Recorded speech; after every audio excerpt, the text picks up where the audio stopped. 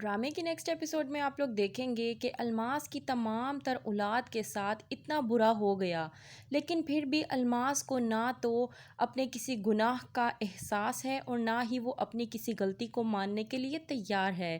الٹا اس کی لالچ بھی ختم ہونے کا نام ہی نہیں لے رہی۔ جب احسن کے والد اس کے ساتھ ڈیل کرتے ہیں تو وہ بڑی آسانی کے ساتھ احسن کے والد کے ساتھ ڈیل کر آتی ہے اس شرط پر کہ وہ اب عنبر کو سمجھا دے گی اور کیس اب ان کے بیٹے کے خلاف نہیں ہوگا۔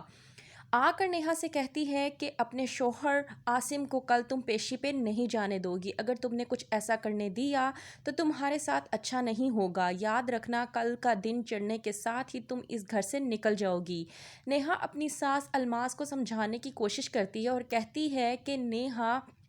عاصم نے اور عنبر نے اس لڑکے کو سزا دلانے کی خاطر بہت کچھ کیا ہے، آپ یہ سب کچھ کر کے ان کے کام کو کیوں خراب کرنا چاہ رہی ہیں؟ آپ کیوں چاہتی ہیں کہ آپ کی بیٹی کو انصاف نہ ملے؟ اس بات پر الماس نیہا کو چپ کرواتے ہوئے کہتی ہے کہ تم میری ماں نہ بنو، اور جب دیکھو تم مجھے باتیں سناتی رہتی ہو، تم ہوتی کون ہو بولنے والی؟ اپنی زبان سنبھال کر بات کرو مجھ سے، اور میں نے جو کچھ بھی کیا ہے وہ میں نے سوچ سمجھ کر کیا ہے، اور ہاں، عاصم کو سمجھا دو کہ وہ اب اس معاملے سے دور رہے۔ جب جاتا ہے عاصم احسن کے والد کے پاس پولیس اسٹیشن، وہاں پر جا کر معلوم ہوتا ہے کہ کیس کی تو واپسی ہو چکی ہے۔ یہ بات جاننے کے بعد عاصم غصے میں آ جاتا ہے اور کہتا ہے کہ میں نے کیس واپس نہیں لیا،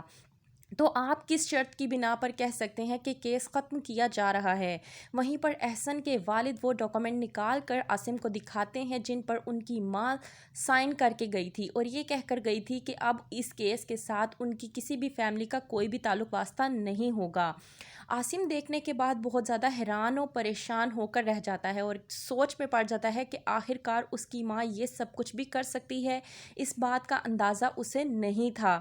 پہلے تو وہ سوچتا ہے، بعد میں ان ڈاکومنٹس کو پھاڑ کر کہتا ہے کہ ایسا کچھ نہیں ہونے والا، تمہارے بیٹے کو تو میں سزا دلا کر ہی رہوں گا، وہ میری بہن کا مجرم ہے، اور یاد رکھو کہ وہ گنہگار ہے اور اس کو اس کی سزا ملے گی۔ آتا ہے عاصم غصے میں گھر اور اپنی ماں سے آ کر کہتا ہے کہ آپ کی ہمت کیسے ہوئی کہ آپ نے یہ سب کچھ کیا؟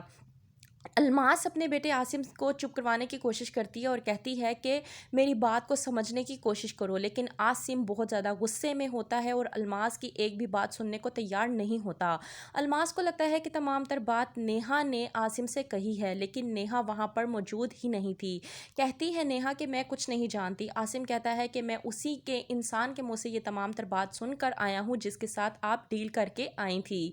آتی ہے پیچھے سے عنبر اور سنبل، آ کر پوچھتی ہیں کہ بھائی ایسا کیا ہو گیا ہے جو آپ اتنا چیخ چلا رہے ہیں؟ وہیں پر عاصم کہتا ہے عنبر سے کہ جس انسان کو تم موت کے منہ میں دھکیلنا چاہتی ہو، اسی انسان کو بچانے کے لیے یہ عورت یعنی کہ ہماری ماں ایسی ایسی کوششیں کر رہی ہے کہ میں تمہیں بتا نہیں سکتا۔ عنبر یہ بات سن کر حیران و پریشان ہو کر رہ جاتی ہے۔ وہیں پر دوسری طرف عابدہ ہے اپنے بیٹے سعد کے لیے بے حد پریشان، کیونکہ وہ جانتی ہے کہ علی کسی بھی صورت پر سعد کو نہیں چھوڑے گا، اس لیے وہ اپنے گھر میں نہ رہنے کی بجائے کسی اور گھر میں رہ رہی ہے سعد کو لے کر، لیکن سعد اس بات سے انکار کرتا ہے اور کہتا ہے کہ مجھے علی کا کوئی ڈر نہیں ہے، وہ کر بھی کیا لے گا، آ کر